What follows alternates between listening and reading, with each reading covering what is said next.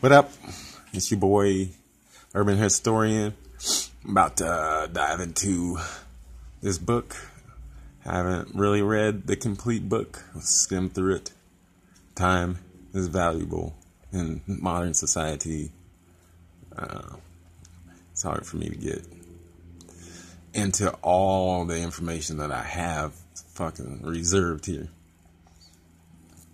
But a lot of it is just to kind of reconfirm shit. So it's easy for me to skim through it because I've already kind of obtained some of this information. This book is called The Inquiry into the Distinctive Characteristics of the Aboriginal Race of America.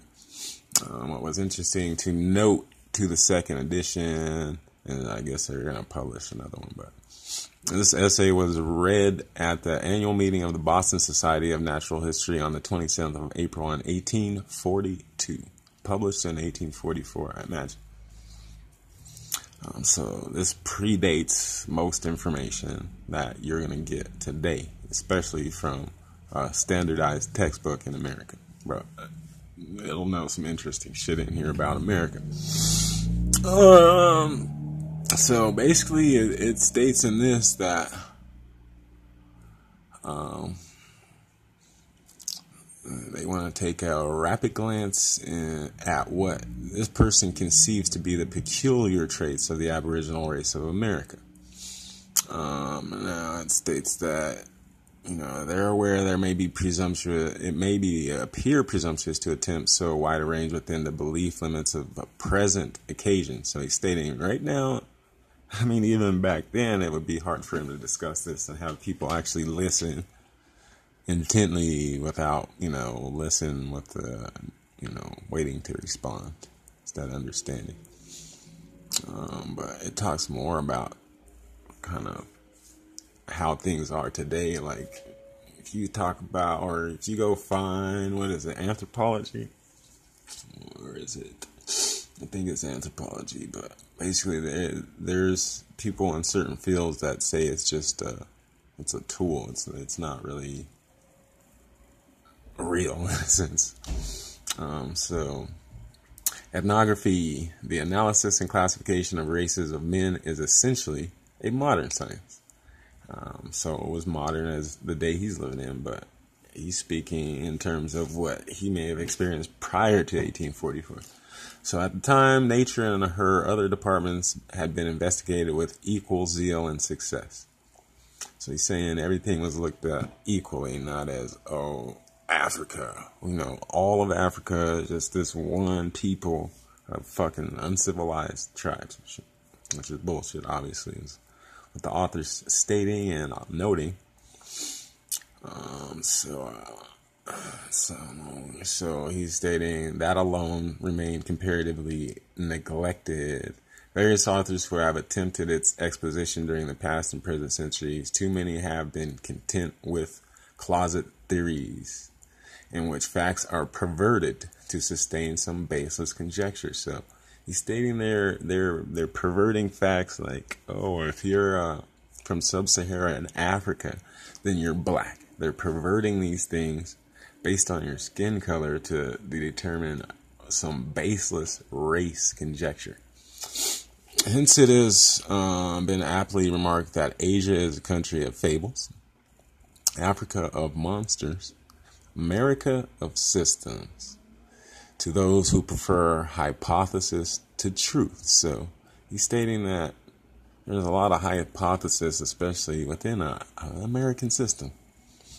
So they prefer to give you these theories, like scientific theories, but they want to make things like conspiracy theories bad. But everything they've given you is a theory, a hypothesis, not a truth. So it's stating that the intellectual genius of antiquity justly excites our admiration and homage. So he's saying we admire the scholars of old because they weren't set in these systems, these boundaries, these perversions and conjectures of truth or reality. Among these Aboriginal inhabitants of America claim our special attention. So he's saying we have to look closely at what's going on here in America.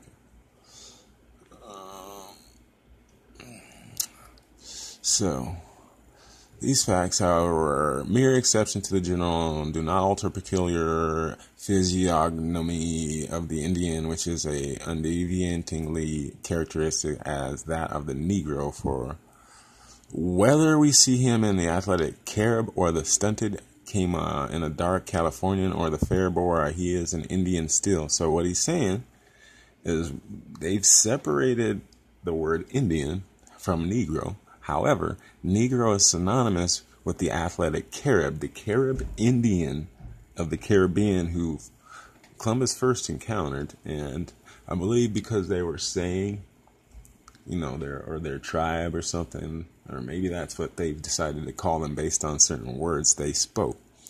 But this is how they started to try to call them cannibals, because cannibal or something like that, like Columbus was confusing what they were saying, and he's like, wait, there's fucking cannibals here? Oh, these, because the Caribs were a larger tribe who, kind of ruled over these smaller tribes. So these smaller tribes that Columbus encountered, they were like, telling him about the Caribs, and he kind of mistook it for the Spanish word for cannibal. But right here he's saying, don't mistake the difference. They're still Indian, or, these words are interchangeable. American, basically native to America before Columbus. So this remark is equally applicable to the ancient and modern nations of our continent. For the oldest skulls from Peruvian cemeteries to the tombs of Mexico and the mounds of our country are the same type as the heads of the most savage existing tribes. Their physical organization proves the origin of one to have been equally the origin of all Negro. So that's kind of an intro.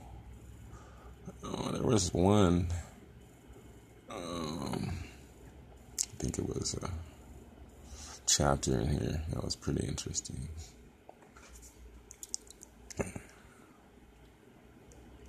Find it. Pretty long book, I guess, huh?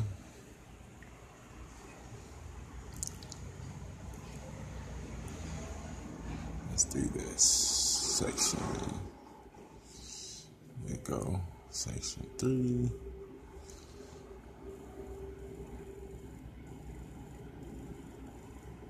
Talking about the Otomis, and in my previous video, I've already talked about the Otomis. Like, see this stuff, like, it pops out because I've already kind of read it, and this is not a book I've read, but this pops out. If you really listen to the last video, you understand the Otomis were listed as black people who preceded the Toltecas.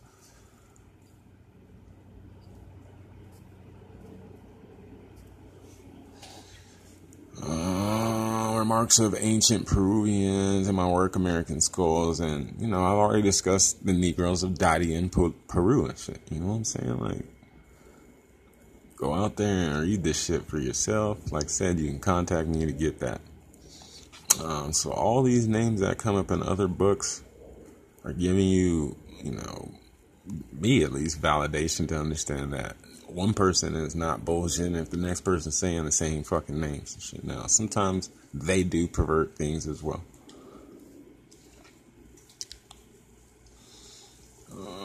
Section 5. I think I used this in one of my videos because it was kind of listing out like how they've started to marginalize some things here. That's what I see author.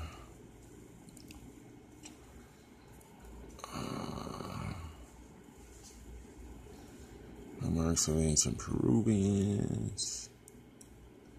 There was one chapter, I guess I'm trying to find it. It's called The Pygmies of Mississippi and shit, dude. Let's read this. Lastly, the complexion, which is invariably some shade of yellow or olive, and almost equally distant from the fair tint of the European to the red hue. So he's saying, without attempting to a detailed comparison, we may briefly observe that the Mongolian and its various localities is distinguished for his imitative powers and mechanical ingenuity. he holds a place next to the nations of the Caucasian race. So, he's starting to. And Genghis Khan. Mr. Ranking was written in elaborate treatise prove that the Mongols, led by a descendant of Genghis Khan, conquered Peru and Mexico. Okay, so this is where I talk about Prester John. Because again, prior information comes out. So this is gonna, tell you what Columbus was chasing here. When this author is stating that Genghis Khan conquered this area, and they're in modern science stating that the modern Native American is Mongolian. You can find Siberian tribes right now that actually live in teepees and shit, and they look at like the modern Native American. But these Mongol hordes migrated into America and intermixed with the black Aborigines here, which you'll find in previous books I've reviewed, state that these modern Mongol is pretty much an intermixture of the Aborigine and Mongol. So I mean, by all means, they are as native to this land as our black natives and shit. But it's stating Genghis Khan, and we know Columbus was chasing the Grand Khan, aka Prester John, a black Ethiopian, an Nestorian Christian. Watch my videos, or get the information I'm sharing with you if you want. If you don't believe me and shit, you know what I'm saying. Take a look. It's in a book. Old LeVar Burton looking ass. Yeah, so Peru just always comes up, and we know what goes down in Peru. I mean, you look up the Corral Pyramids of Peru, and they fucking put the Giza complex to shame and shit. But they don't popularize or fantasize anything in this country as much as they do Egypt. But there's far greater pyramids here in Mexico, dude. There's like a bunch of shit they still have not uncovered. Reason being why too is some people are led to believe that the Aztecs or the tribes they found when they came here are the builders of these pyramids and shit, but they were not. They essentially had appropriated to them that culture, which is what Genghis Khan did to Prester John. He appropriated the title Khan, which is not a last name. It's a title for king. It's like, King Louis or King John or King Scott. You know what I'm saying? These are just interchangeable words that most people just don't understand or even care to understand. So evidence that this race is strictly Aboriginal to America as the Mongolian age as Negro to Africa. So it's saying if there are black people here, then they're strictly Aboriginal to America. Negro is one of these interchangeable terms, you know what I'm saying? Like we saw earlier in this book that he pretty made Negro synonymous with Indian as well. So this is how things get confused if you're not paying attention. Manner of interment. Fuck. You can go pick this book up. I know you want to see what I'm fucking scrolling through too. Payuguas Indians at a period took revenge on the Spaniards by infesting the rivers. They managed these people had boats and shit, you know what I'm saying? Like, you think, fucking all these different cultures share similar things because, it just happened that way. No, because they were trading with each other. Between Mexico and Cuba, they were already sailing between these islands. The Caribs had had tribal groups that were Carib in multiple islands and in Mexico. So don't tell me that these people were not fucking sailing. I mean, they could sail across a fucking ocean if they can sail through the Gulf of fucking Mexico and shit. I'm sure the waters aren't all calm and shit. And let's think about that, because it's not. I want you to, think about sailing 3 people across the Atlantic Ocean on a fucking wooden sailboat. Not like a powered fucking boat, a sailboat. The Negro who's observant and imitated, I think I read this shit already.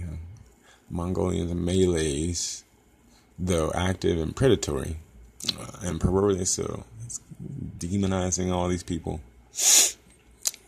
You can see his bias starting to come out.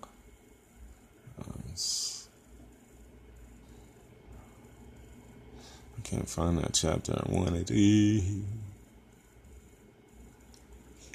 This is a very interesting read. Thus, the policy of the Incas inculcated in their subjects an abject obedience which knew no limit. Pizarro. When Pizarro made his first attack on defenseless Peruvians, he's trying to call these people defenseless, but these Spaniards were getting their ass whipped, you know. Why do you think it took them so long to actually kind of claim this for themselves? And what they had to do is trick people by pretending to be their friends. So these are fucking backstabbers and shit, dude. These are not warriors and shit, dude. I mean, Art of War might say some shit similar to playing tricks on your enemy, but like, I mean, if you're a fucking warrior, then what are you afraid of and shit? Why do you need to play tricks and shit? Like, face your enemy, man to man, like mano a mano, you know what I'm saying?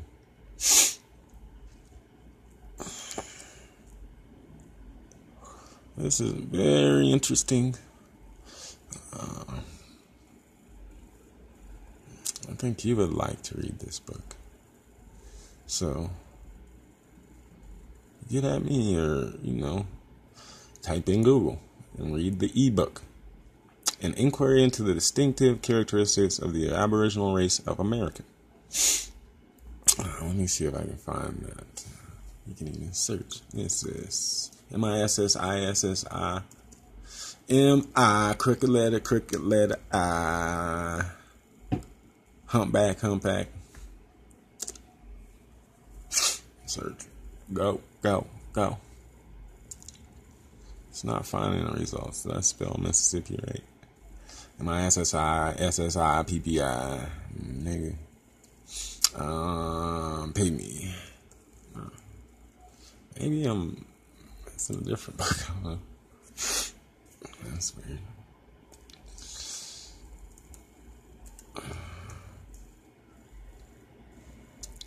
Go. Do you mean pygmy? Google? You see, Google knows everything, you know what I'm saying? But it hides everything because,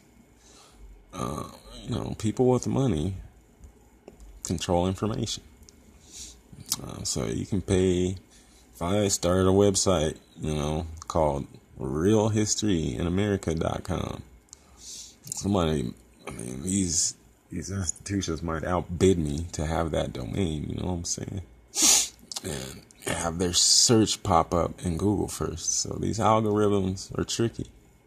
Just gotta use mathematics, apply the same science that they pretty much theorize on to break their system and shit. Fight fire with fire. I mean, that's what they do. They infiltrate and control this system. But this is I like this book, and I think you will too. So, my LeVar Burton shit. You don't have to take my word for it. Link. Holler at a player.